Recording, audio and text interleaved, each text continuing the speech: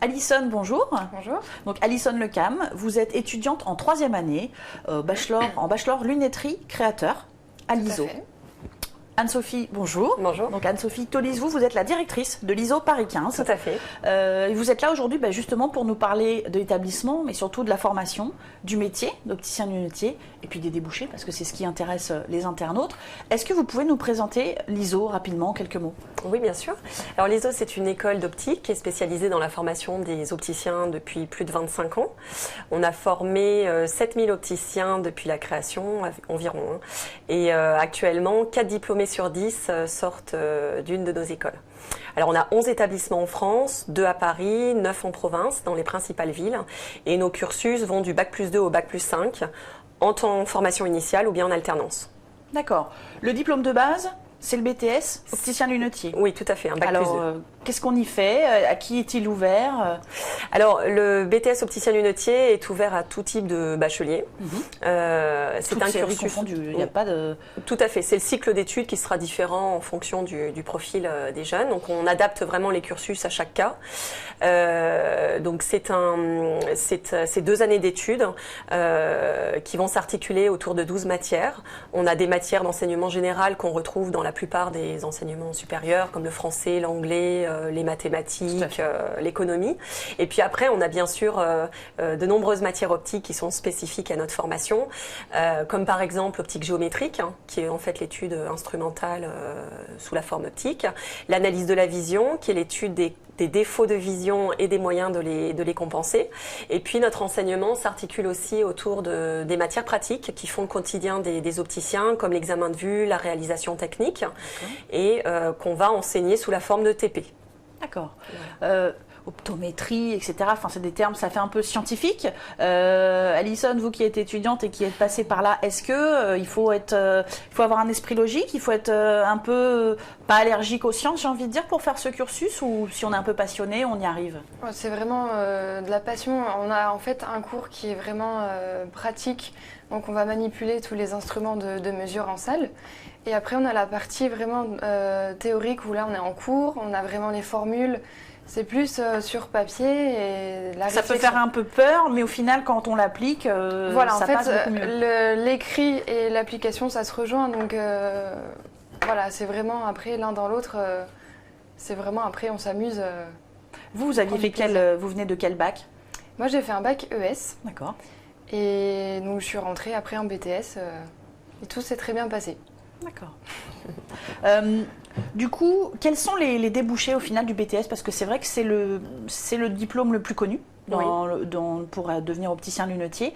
Donc les débouchés, alors on pense souvent aux boutiques, etc. Est-ce que vous confirmez? Est-ce qu'il y a d'autres débouchés auxquels les étudiants ne pensent pas forcément?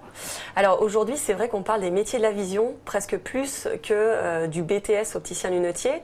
On va dire que, pour faire simple, le BTS opticien lunetier, c'est le tronc commun. Et ensuite, ce tronc commun va permettre, si on se spécialise vers des formations Bac+3, de s'orienter vers des nouveaux métiers. Et en fonction du Bac+3, donc de la spécialisation qu'on va choisir, on va pouvoir rester ou pas dans le magasin d'optique, mais en tout cas apporter une compétence supplémentaire à son métier de base et donc s'orienter vers de nouveaux métiers, de nouvelles spécialisations. Alors les débouchés, celle qu'on connaît le plus, je pense que c'est l'opticien lunetier en magasin. Voilà. Celui auquel on pense naturellement. Exactement. Vous avez aujourd'hui des jeunes diplômés qui, naturellement, après quelques années d'exercice, décident d'ouvrir leur propre magasin, ils s'installent à leur compte. Et puis c'est vrai que le fait de rapidement pouvoir devenir chef d'entreprise, d'avoir une rémunération très attractive, ça fait souvent partie de leur motivation pour intégrer ce cursus au départ. Et puis, on a aussi des opticiens qui vont rester dans le magasin dans lequel ils travaillent, mais cette fois-ci en étant experts dans un domaine. Oui. On a les opticiens optométristes Donc ce sont les D'accord, c'est opticiens. vraiment une spécialité. Voilà, tout à fait. En fait, ce sont des opticiens qui se sont spécialisés dans la partie examen visuel ou adaptation lentilles de contact. Vous avez les opticiens managers qui, eux, vont avoir la formation d'opticien, mais spécialisés ensuite dans une formation plus commerciale en management. Et puis, vous avez, comme Alison ce soir, les opticiens créateurs de lunettes qui, eux, ont vraiment une compétence dans le design et la lunetterie. Donc vous, Alison, c'est quoi le but après ce bachelor que vous suivez? Vous voulez ouvrir votre boutique? Qu'est-ce que vous envisagez? Alors pour le moment, j'ai pas d'idée précise, mais en tout cas, ça serait, si je vais en boutique, ça sera vraiment en boutique créateur pur et dur. Ou sinon partir dans le design de la lunetterie, dans les bureaux de style du coup. Vraiment se différencier en fait du magasin d'optique classique en fait. Classique. Parce que être opticien aujourd'hui, c'est quoi? C'est vrai que vous me disiez tout à l'heure, un opticien, c'est pas un vendeur. Quelle est votre définition, votre perception aujourd'hui du métier? Alors, l'opticien, c'est vraiment le spécialiste de la santé visuelle. C'est un professionnel de la santé visuelle qui doit apporter en fait à chaque client l'équipement optimal pour lui assurer un confort visuel optimal. Donc on a bien sûr pas mal de savoir-faire qui sont associés à cette compétence, qui vont aller de l'examen visuel jusqu'à au choix de l'équipement optimal, en passant par la réalisation technique des lunettes. C'est assez complet voilà. en fait, comme métier. On fait appel à pas mal de facettes différentes au sein d'une même journée. Et aujourd'hui, comment se porte le marché de l'optique? Parce qu'on voit beaucoup de magasins qui s'ouvrent, parfois côte à côte, face à face. Rien que dans ma ville, j'ai l'impression qu'il y en a 6 sur 100 mètres carrés. Est-ce que le marché est toujours porteur? Et puis, on a entendu parler notamment des ventes de lunettes sur Internet. Est-ce que les opticiens crient à la concurrence? Est-ce que c'est vrai? Qu'est-ce que vous en pensez, vous? Alors, le marché de l'optique, il faut savoir que c'est quand même un très gros marché, puisque on a en France actuellement plus de 42 millions de personnes qui portent des lunettes. Et puis j'ai l'impression que c'est de pire en pire. Et ça va augmenter, tout à fait. Donc actuellement, vous avez, pour vous donner un ordre d'idée, vous avez 7 personnes sur 10 qui doivent porter des lunettes de vue. Et à partir de 45 ans, c'est 100% de la population française qui doit porter des lunettes, vous savez, pour compenser la presbytie, qui est quelque chose de physiologique. Alors moi, je ne le savais pas, mais on va... c'est une mauvaise nouvelle, mais moi j'ai déjà des lunettes. Exactement. Donc le marché de l'optique, c'est un marché qui représente environ 6 milliards d'euros. Et qui est en croissance continuelle depuis de très nombreuses années. Et même là, dernièrement, avec les années de crise, c'est un marché qui continue de croître. Et c'est vrai que les bilans des magasins d'optique restent très très solides. Parce que, oui, quelque part, on est dans le soin au final. Certaines personnes peuvent l'utiliser comme pour le look, mais c'est quand même, le but étant de faire du bien à ses yeux quelque part. Donc ça reste important et les gens ne lésinent pas là-dessus. On est dans la santé visuelle et puis ce qu'il faut savoir, c'est que la vue, c'est le premier sujet de préoccupation en matière de santé des Français, après des problèmes comme les problèmes dentaires ou cardiovasculaires. C'est vrai qu'on a une vraie... Alors, le marché de l'optique, on sait qu'on a quand même de belles perspectives devant nous parce que on va avoir une augmentation des porteurs de lunettes sur les prochaines années de 12 à 15%. Voilà, la démographie nous aide là-dessus. On a également les nouvelles technologies qui ont tendance à derrière augmenter la demande visuelle. Et puis on a également aussi un très fort développement des produits, notamment des verres avec les industriels comme Essilor qui sont français, qui amènent des concepts de très très haute qualité, très performants. Oui.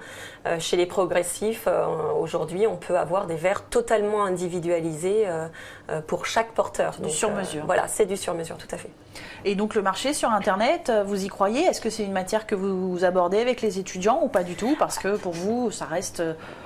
On l'aborde rapidement, pour être tout à fait honnête, parce que c'est vrai qu'on a beaucoup entendu parler d'Internet, mais au final, le client aujourd'hui, le porteur de lunettes, attend vraiment de son opticien des conseils, des choix, un accompagnement dans l'acte d'achat. Et ça, c'est vrai que Internet aujourd'hui ne propose pas. Internet, le vecteur de communication, ça a été beaucoup le prix.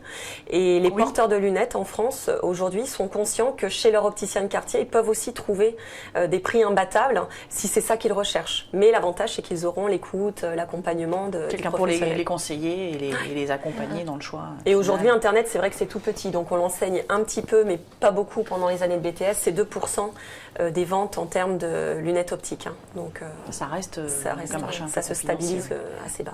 Ouais.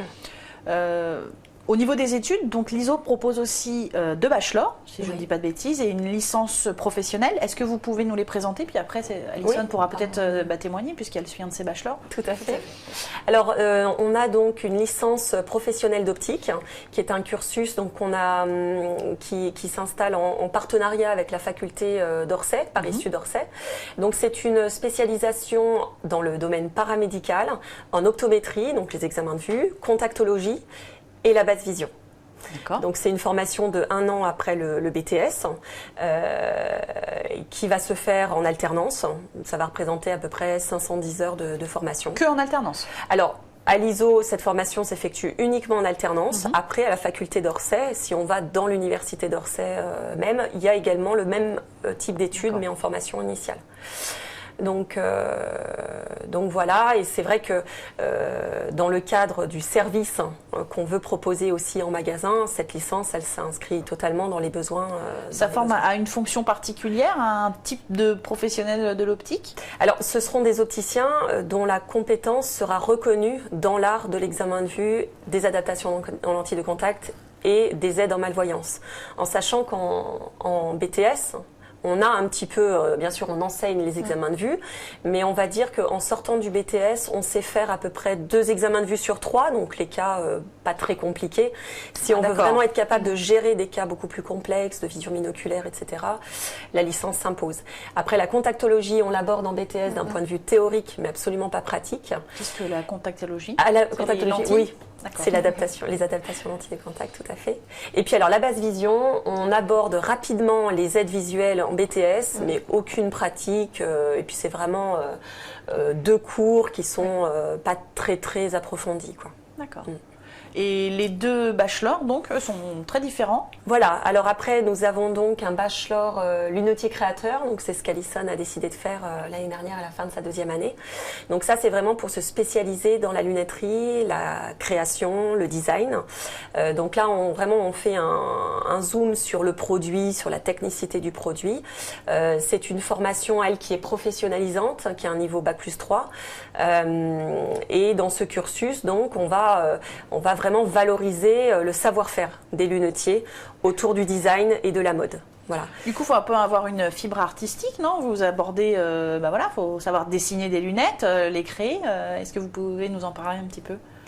Alors, avoir la fibre artistique, oui et non, parce qu'en fait, on apprend vraiment avec notre prof en fait à dessiner. Parce que moi, de base, demander à me dessiner quelque chose, j'en étais incapable.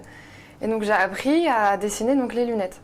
Donc c'est vrai qu'on apprend donc, avec nos professeurs dans différentes matières à nous ouvrir donc, au monde du design et artistique du coup, qu'on n'a pas forcément, voire pas du tout avec le BTS. Donc c'est vraiment une ouverture d'esprit qui est totalement différente. Et ça vous plaît vraiment? Vous êtes contente? C'est ce que vous recherchiez? C'est vraiment ce que je recherchais, autre chose, un univers complètement différent et qui nous apporte vraiment un plus pour nous. Est-ce que vous êtes en alternance, puisqu'elle se fait en alternance à l'ISO, cette formation? C'est là. Ah non, c'est la licence pro. D'accord. Donc par contre, vous devez avoir des stages, j'imagine? Tout à fait, oui. En fait, ils ont une formation avec 2 temps forts. D'octobre à avril, ils sont en formation à l'école. Donc c'est une formation pas du tout scolaire, en Bac+3. On est totalement en mode projet. Donc ils ont des projets à concrétiser à l'issue de ce cursus. Et après, ils partent en stage pendant 2 mois. Donc soit dans un magasin créateur très haut de gamme, soit alors chez un designer de lunettes. Donc là, vous allez bientôt être en stage? C'est ça. Vous cherchez, vous avez trouvé, juste vous commencez? Commencer, oui, effectivement.